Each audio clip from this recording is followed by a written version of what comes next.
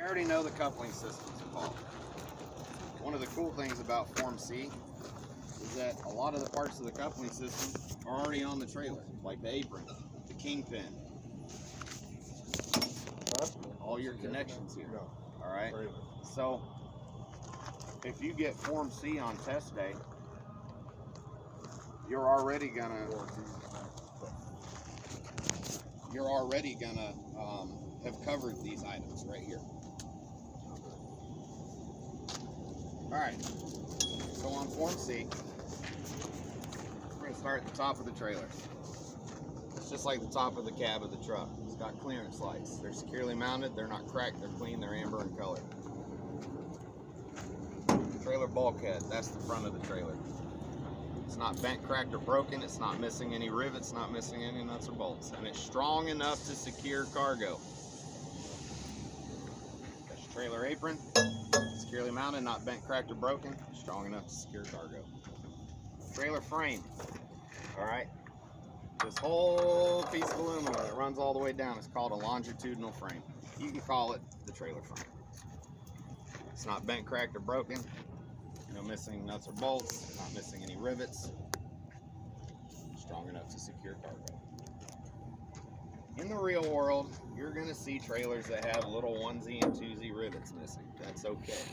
As long as you don't have more than 3 in a row missing. Alright, that's just for y'all to know. Let's pretend this is a brand new trailer. Got your airlines on the front, they're securely mounted. No abrasions, bulges, or cuts, no leaks. The couplings are securely mounted, not leaking. Glad hands firmly seated, not leaking. Remember, it's part of the coupling system too. You've got your electrical cable, it's firmly seated on the tractor side and the trailer side in the receptacle. Alright. Kingpin, securely mounted to the apron, it's not bent, cracked, or broken. Your DOT reflective tape.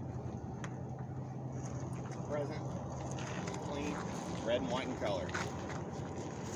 Your trailer cross members. They run the width of the trailer. They're securely mounted, not bent, cracked, or broken. No missing nuts or bolts, strong enough to secure cargo. Your landing gear. Securely mounted, no missing nuts or bolts, not bent, cracked, or broken. The sand shoes, or the landing gear pads, whatever you want to call them.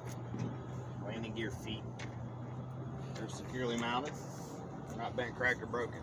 Yeah, you're going to see some that have little dents and dings in them. That's normal. It's just normal wear and tear. Alright. Landing gear handle, securely mounted in its cradle.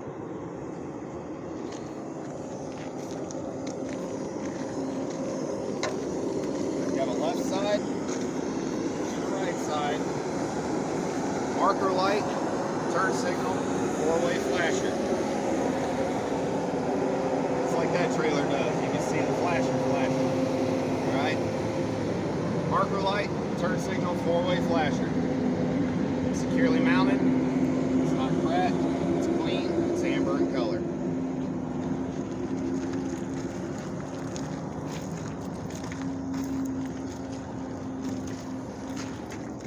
Alright. Tandem release lever.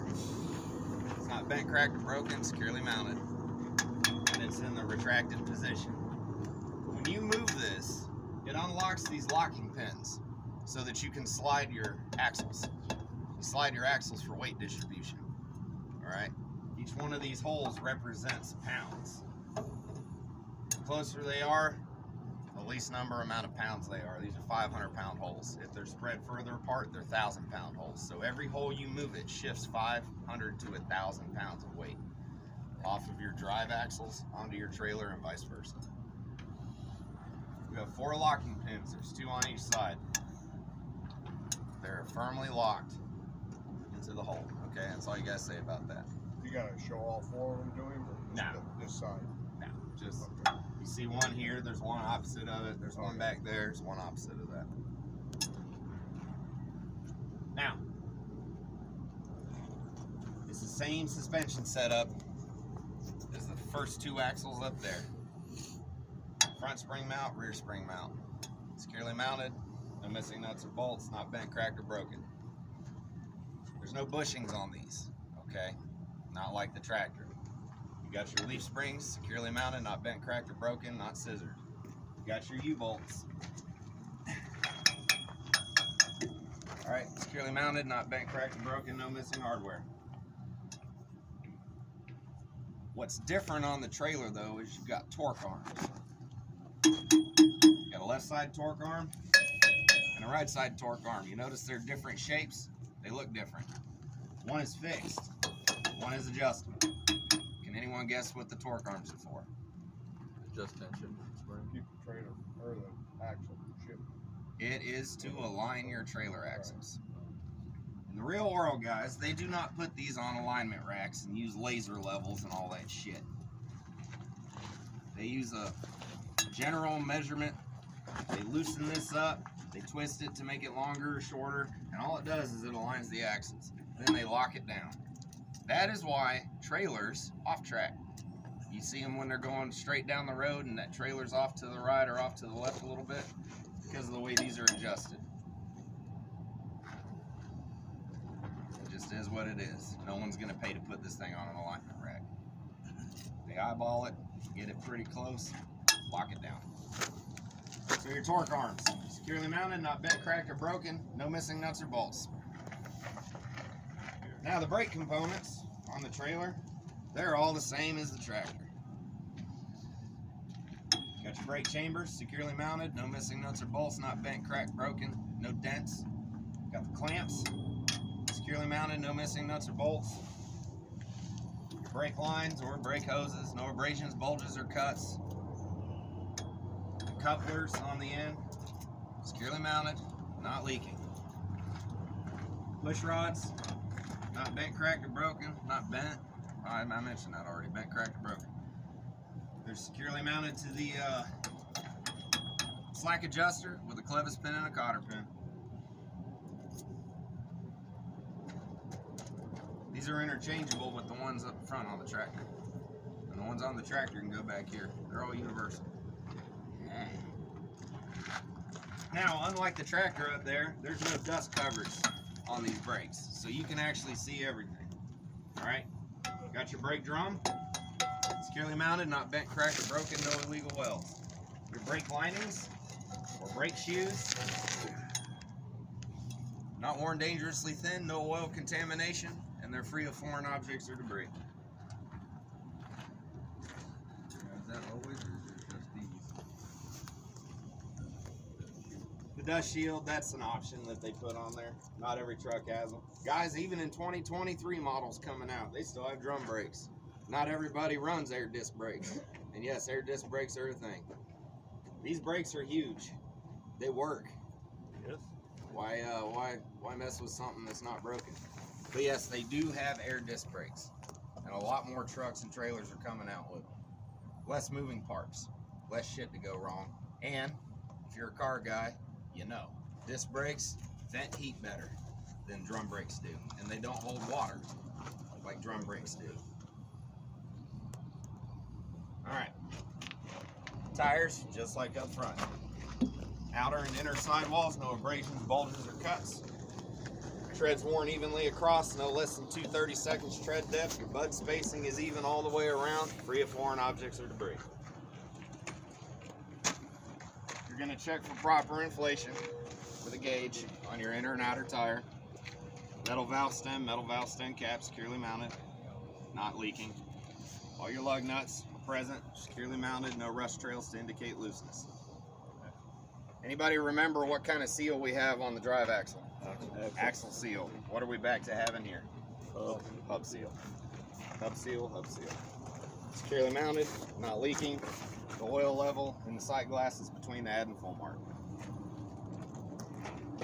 Well, holy shit, we have another axle back here. Same thing. Check this out. I'm going to inspect the tires on this axle as I did the unit before me. I'm going to inspect my brake components on this axle as I did the unit forward. I'm going to inspect my suspension components as I did the unit forward. Why did I say it like that?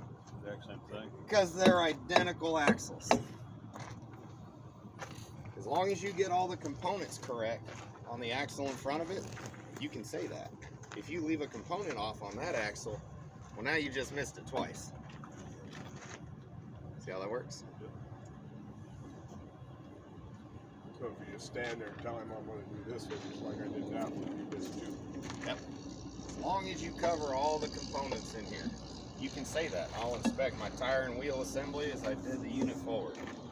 And this unit, or this wheel assembly, just like all the others. The wheels, inner and outer, are rims, securely mounted, not bent, cracked, or broken, no illegal welds. So I'm going to inspect my tire and wheel assembly as I did the unit forward. I'm going to inspect my brake components as I did the unit forward, and I'm going to inspect my suspension components as I did the unit forward. Those axles are identical. Now you just saved a bunch of time. So what happens if you get the long form? If you name all your components correctly on the front axle, all you have to do when you get to your drive axle, I will inspect my brake components the same as I did the unit forward. I will inspect my suspension components as I did the unit forward. But what's the difference in the tires and the rims between those two axles? Suspension. Now if you say, I will inspect my wheel and tire assembly as I did the unit forward with the exception of, now I have bud spacing because you have a dual tire setup. Bud spacing, free, clear, if foreign objects or debris. Bud spacing is even all the way around. If there's a difference, you gotta mention it. Well, now I move back here. I'll inspect my wheel and tire assembly as I did the unit forward because they're identical. Dual setup. I'll inspect my brake components as I did the unit forward. I will inspect my suspension components as I did the unit forward, with the exception of this axle has torque arms. They're securely mounted, not bent, cracked, or broken. They're missing nuts or bolts. And then same back here. I will inspect my wheel and tire assembly as I did the unit forward. I will inspect my suspension components as I did the unit forward, and I will inspect my brake components as I did the unit forward.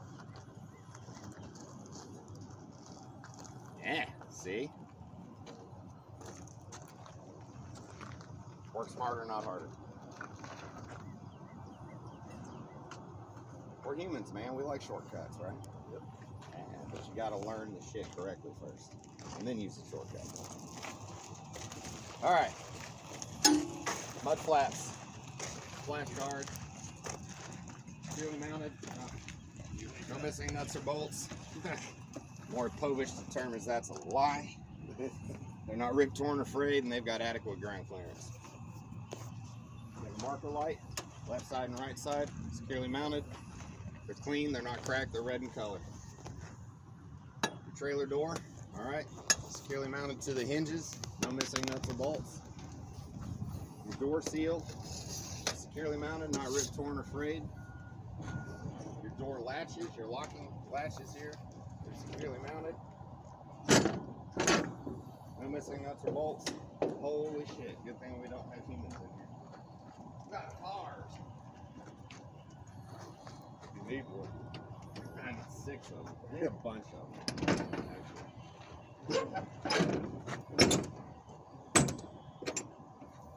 All your DOT reflective tape is present, it's clean, it's red and white in color. Left side, right side. Tail light, running light, turn signal, 4-way flasher. They're clean, they're not cracked, red in color. Your inside lights, left and right, are tail lights and brake lights. Clean, not cracked, red in color. Marker lights, there's 3 of them. Clean, not cracked, red in color. DOT bumper, ICC bumper, trailer bumper. Securely mounted, not bent, cracked, or broken. The inside lights are brake lights and turn signals. Yep, on all these trailers. Brake lights, these are your turn signals and 4-way flashers. All of them are tail lights. Here's a fun fact for you guys. All vehicles over 80 inches wide, including you guys that drive those SVT Raptors. Alright, you ever wonder why even smaller cars and trucks have clearance lights? Or why the back of them? So you've never noticed this before. Now you know, so I'm teaching you shit. If your vehicle is over 80 inches wide, even if it's a personal car, you're required to have, at minimum, 5 clearance lights in the front 7 running lights in the back. Y'all are gonna go check out that fucking Raptor over there now, huh? You're gonna check it out. If that dude's even here today. Car's on the other side. Yeah, you're gonna check it out and be like, These are 102 inches wide, 8.5 feet. That is legal dimensions for a tractor trailer combination. 102 inches wide, 8.5 feet, excluding the mirrors. That's the only exclusion. But at minimum, you're required to have 7 lights. Now these are old trailers. So if y'all are out there paying attention on the road, on a drive-in, where are these 3 lights located on newer trailers? Top. So if you're driving behind a trailer at night, you're not going to see a lot of these on the road. Man, these are old trailers. That's why they're out here to die. But going down the road at night, you can spot the difference between a flatbed and a drive-in from a distance. Because flatbeds have them all on the bottom. Drive-ins will have those 3 up top. And some of them will have 9 lights, 13 lights, 50 lights, chicken lights and chrome and all that bullshit. But the DOT minimum requirements, useless knowledge. Not really useless. Oh, your reflectors too. Just like the back of the tractor. Left side, right side, securely mounted, clean, not cracked, red in color.